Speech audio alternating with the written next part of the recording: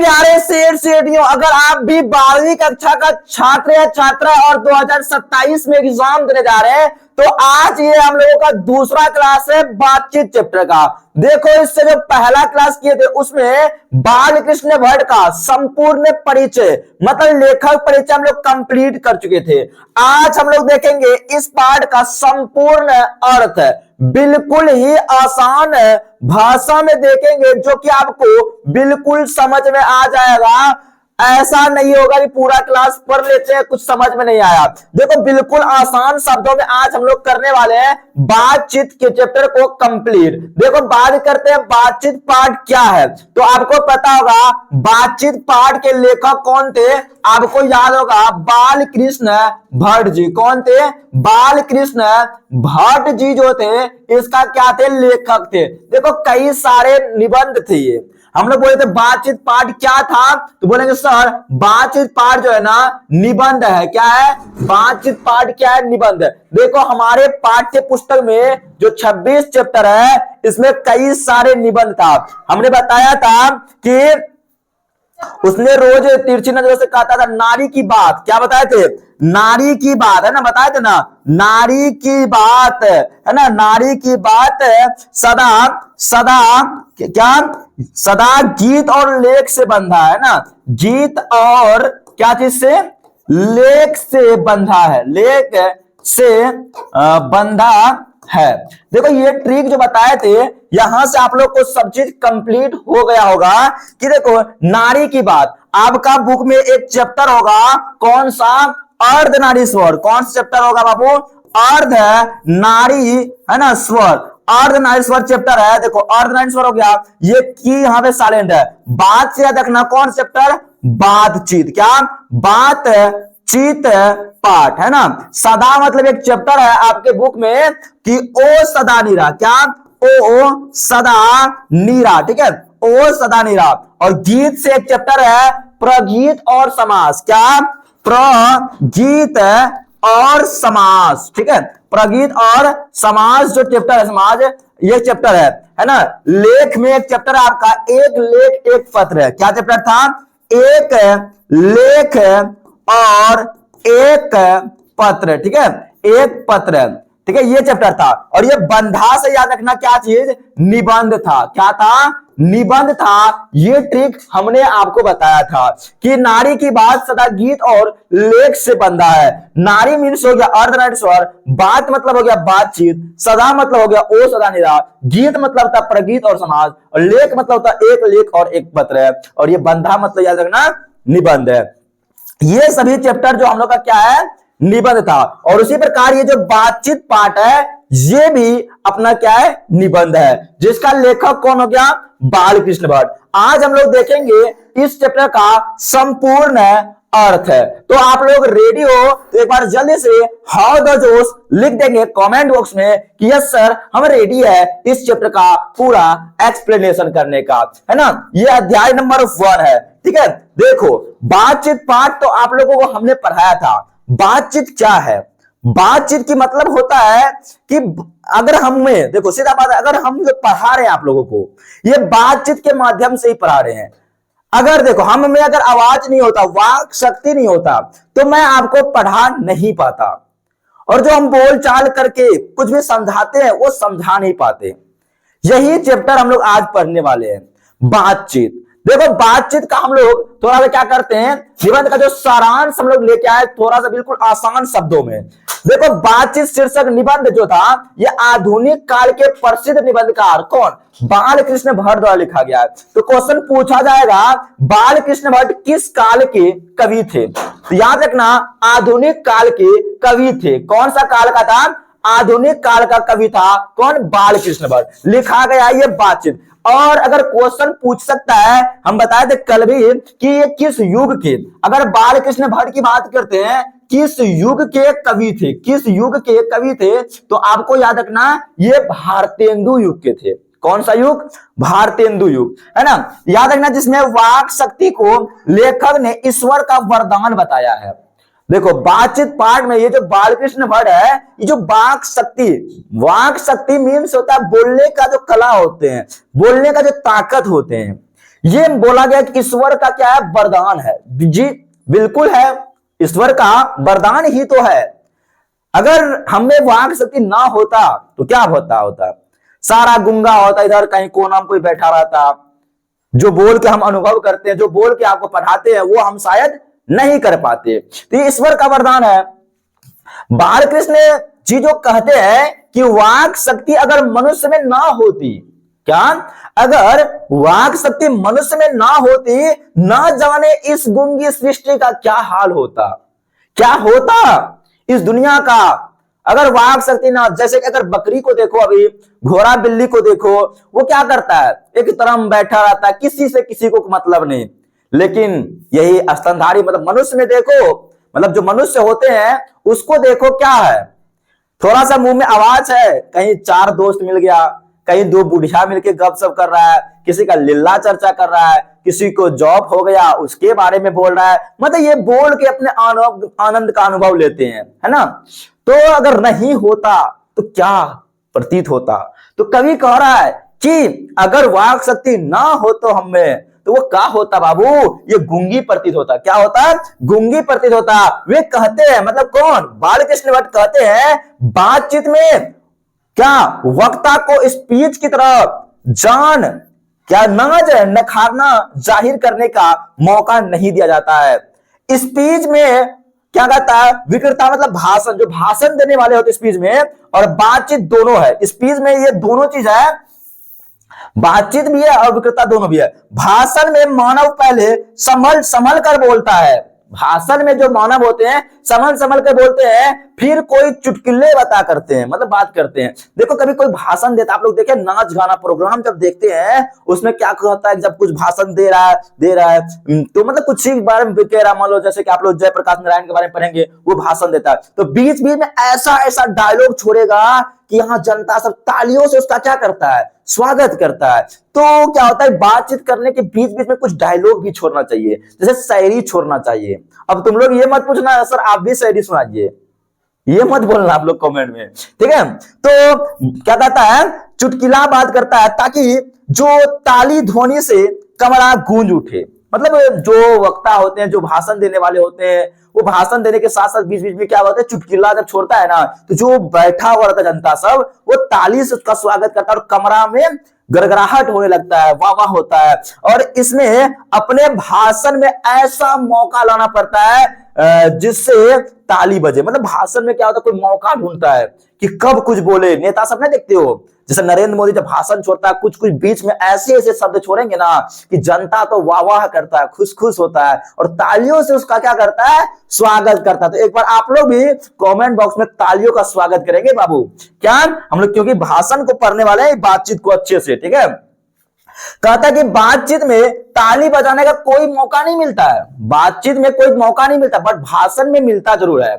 और ना लोगों के कह के उड़ाने की कोई बात कही जाती है। बातचीत में कभी कोई चुटकीली बात आ जाने पर थोड़ी हंसी आ जाती है। हाँ, थोड़ा सा अगर बातचीत में कभी कभी चुटकिला गांव समाज में देखते हैं ना, दादी से जब बात करता है थोड़ा सा हंसी आता है ना। मुस्कुराहट से होठों का पकड़ उठना इस हंसी का अंतिम सीमा। सिर्फ अब ऐसे दांत खिला के सिर्फ हंस सकते हो बातचीत में, बट ये इतना ताली नहीं बजाते हो। मम्मी सब अगर गप करता है क्या तुरंत ताली हो जाते हैं, वाह वाह मेरा बेटा तो कमाल कर दिया, ऐसा नहीं करते हम लोग ना। स्पीच का उद्देश्य सुनने वाले के मन में जोश और उत्साह पैदा करना होता है। जो स्पीच सुनता है ना, स्पीच का अगर वो उत्साह पैदा करना होता है। बातचीत मन बहलाने का तरीका है। बातचीत क्या, सिर्फ मन बहलाने का तरीका है। मैं अपना दुख दर्द तुमको सुनाता हूं, तुम अपना दुख दर्द हमें सुनाओ, यही होता है। आज मैं अपना घर की बात बोल दिया, कल तुम अपना घर में कोई सास बहू क्या करता है कि मेरा पुतौद आज हमको खाने नहीं दिया, यही सब बातचीत होता है, सिर्फ मन बहलाने के लिए होता है, ठीक है। अब अगला पेज में चलते हैं। वे कहते हैं, कौन, मतलब कवि कहते हैं कि जैसे आदमी को जिंदगी मजेदार बनाने के लिए खाने की जरूरत होता है, जिंदगी को मजेदार बनाने के लिए खाने की जरूरत होता है, पीने की, चलने की, फिरने की इत्यादि की जरूरत होती है, वैसे ही बातचीत भी अति आवश्यक है मनुष्य के लिए। अगर खाना नहीं खाओ तो आप जिंदगी जी नहीं पाओगे, उसी प्रकार बातचीत भी हमारे लिए बहुत आवश्यक है। इससे मन क्या होते हैं, हल्का होते हैं और स्वच्छ होते हैं। तो क्वेश्चन पूछता है बातचीत करने से क्या होते हैं, मन हल्का होते हैं और स्वच्छ हो जाता है तथा अति आनंद प्रसिद्ध होता है या प्राप्त होता है। और तथा गंदगी तथा धुआं जो दिल में जमा रहता है, जो दुख दर्द आपके अंदर रहता है, बातचीत करने से वो सब क्या होते हैं, बाहर हो जाते हैं, बाहर हो जाते हैं। ठीक है, वो भाव बनकर उड़ जाते हैं।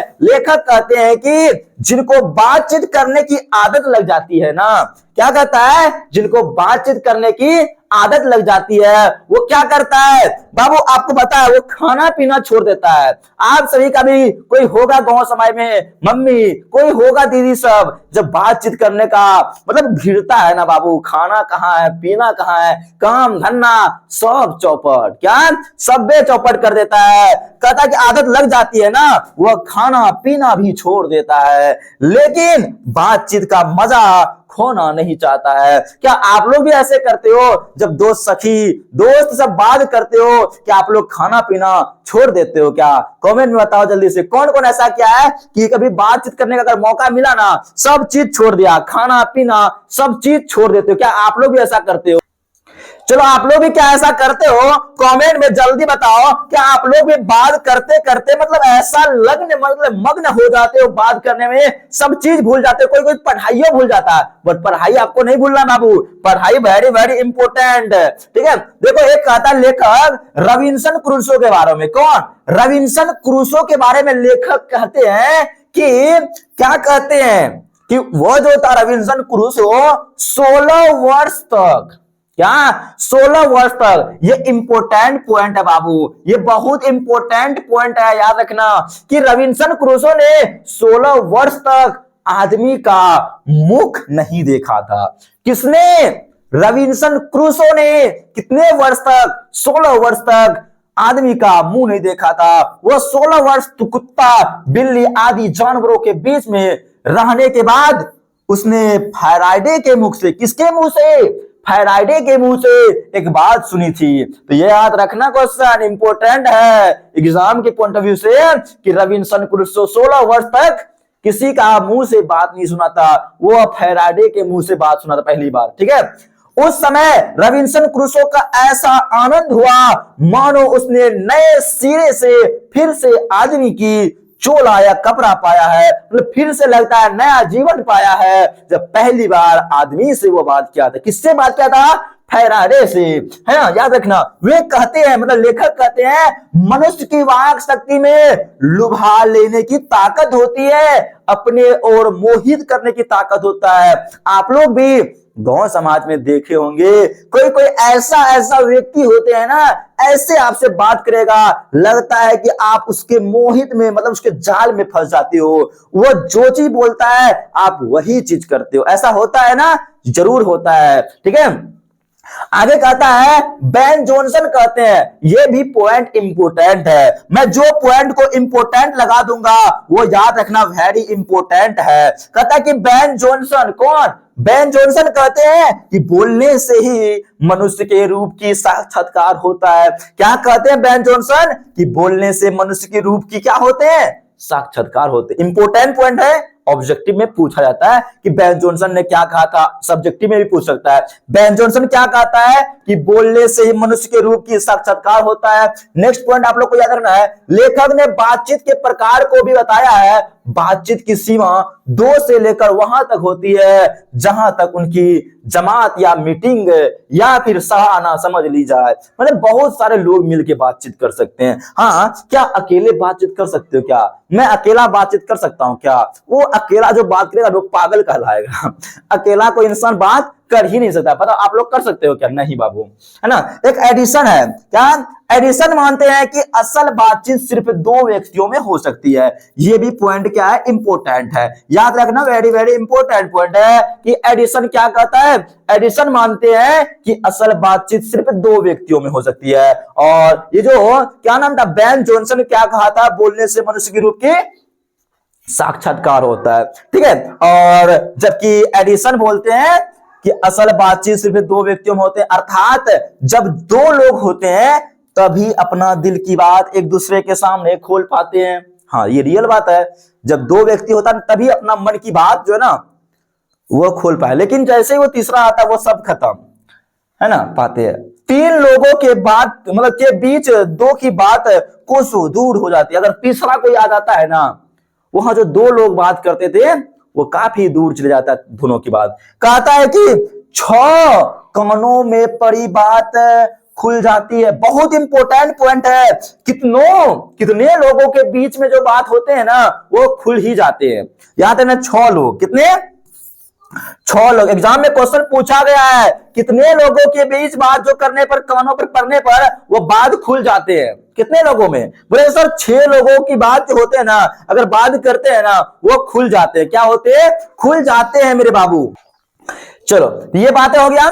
एडिशन मानते हैं असल बातचीत सिर्फ 2 लोगों में होते हैं, बट तीसरा आते हैं वो दोनों की बात कोसों दूर चली जाती है। लेकिन एक बात है, ये जो 6 व्यक्ति है ना, 6 कोनों में पड़ने वाली बात क्या होते हैं? खुल जाते हैं, है ना। ये क्या होते हैं? खुल जाते हैं। आपको याद रखना है। कहता है कि 2 व्यक्तियों के बातचीत में अगर कोई तीसरा आ जाते हैं तो वो दोनों जो होते हैं अपने बातचीत क्या करते हैं? बंद कर देते हैं, है ना।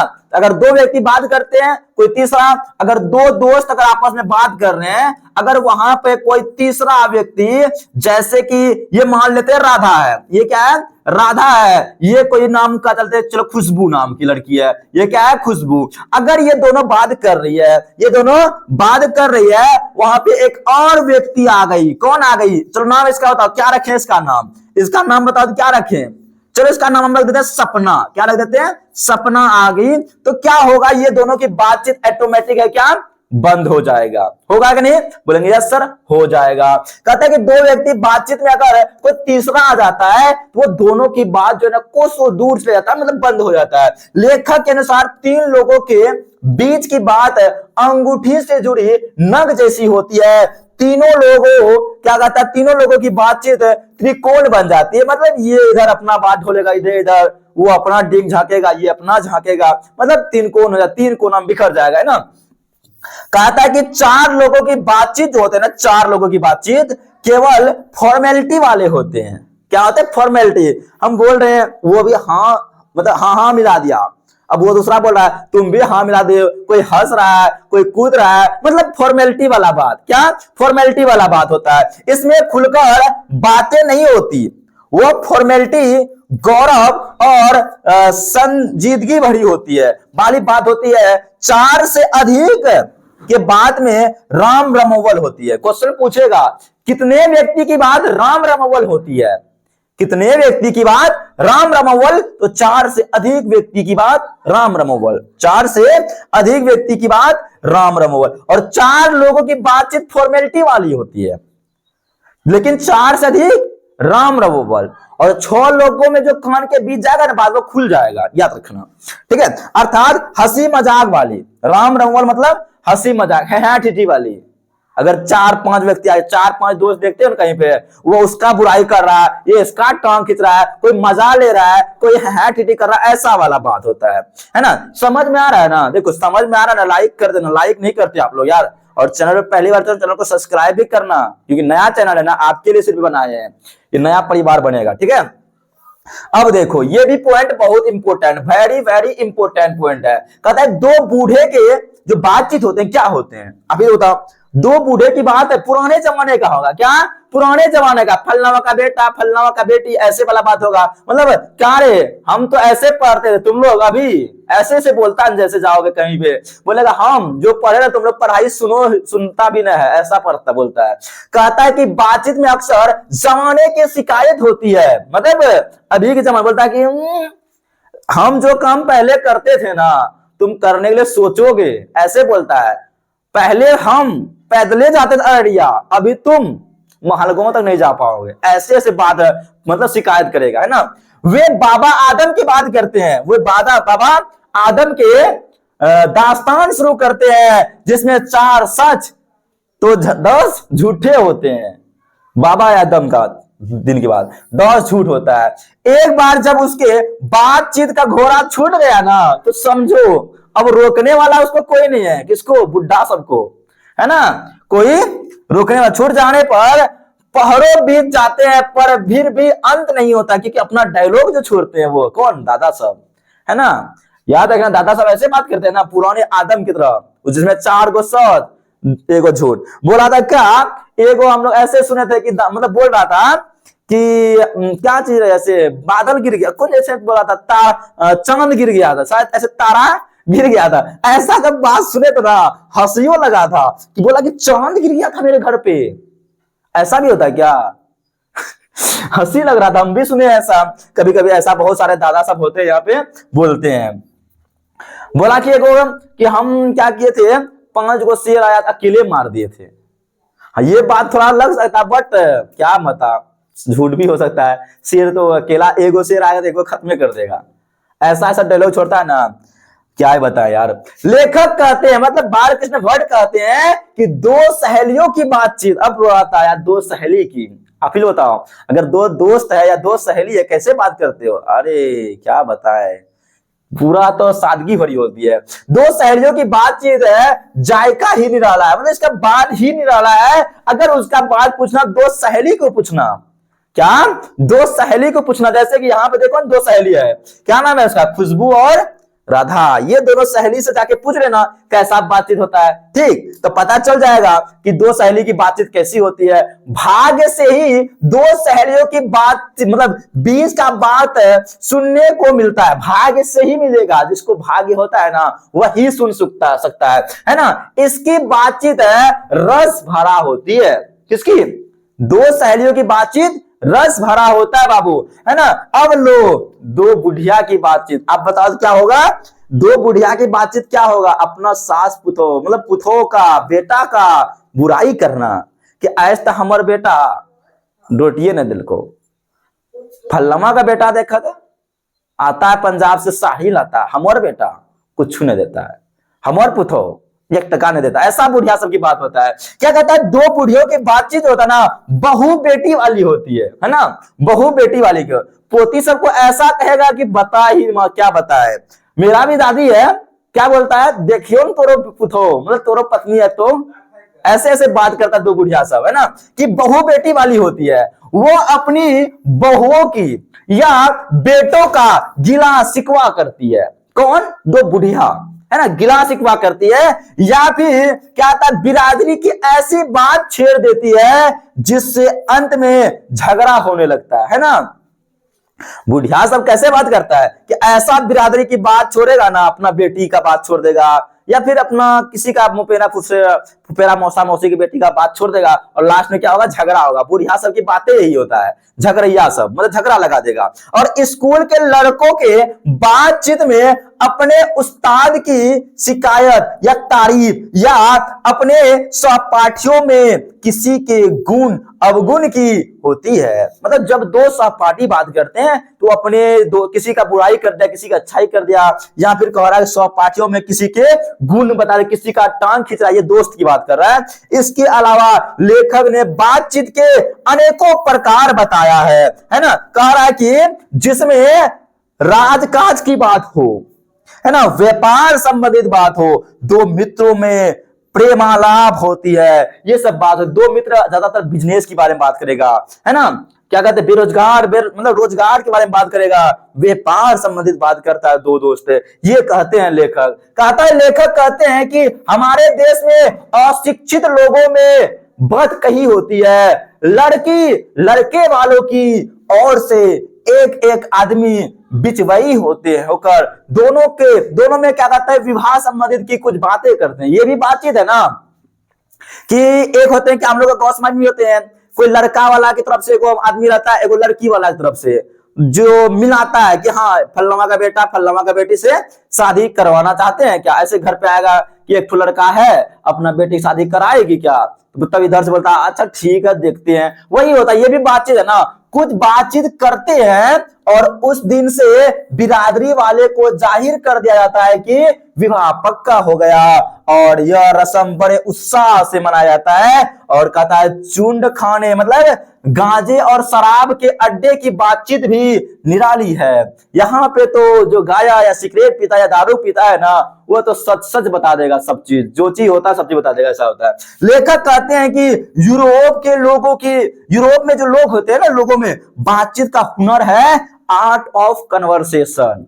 क्या आर्ट ऑफ कन्वर्सेशन। तो ये क्वेश्चन पूछेगा यूरोप के लोगों में बात करने की कला को क्या कहते हैं? बोले सर आर्ट ऑफ कन्वर्सेशन कहते हैं, जिसमें क्या होते हैं बीच बीच में चुटकुले भी छोड़े जाते हैं। किसमें? यूरोप के लोगों में बातचीत जो होता है ना का हुनर, जिसे आर्ट ऑफ कन्वर्सेशन कहते हैं। इसके प्रसंग को सुन के कान को अत्यंत सुख मिलता है ना, सुख मिलता है, इससे सुहृदय गोठी कहते हैं, है ना। यूरोप के लोगों में क्या होते हैं? Art of conversation. क्वेश्चन पूछेगा कि आर्ट ऑफ कन्वर्सेशन क्या है, तो लिखना है आर्ट ऑफ कन्वर्सेशन बातचीत करने, यूरोप के लोगों में बातचीत करने की ऐसी कला है जिसमें बातचीत के साथ साथ प्रसंग छोड़े जाते हैं, जिसको सुनकर अत्यंत ही सुख मिलता है। ये लिख देना, आपको नंबर मिल जाएगा। अब अगला पंक्ति की ओर चलते हैं। 25 वर्ष से ऊपर के उम्र वालों की बातचीत में गौरव और अनुभव पाया जाता है। 25 साल से जो ऊपर होते हैं, है ना, लेकिन इससे कम उम्र के लोगों के बातचीत में गौरव नहीं पाया जाता है, पर मिठास 10 गुनी ही बढ़ जाती है। अंततः मतलब अंत में हम लोग क्या देखना चाहते हैं इस पाठ में? कहते हैं बाल कृष्ण भट्ट कहते हैं कि हमें अपने अंदर ऐसी शक्ति पैदा करनी चाहिए जिससे हम अपने आप बातचीत कर ले, और बातचीत का यही उत्तम तरीका है। हाँ, क्वेश्चन पूछेगा बातचीत करने का सबसे उत्तम तरीका क्या है?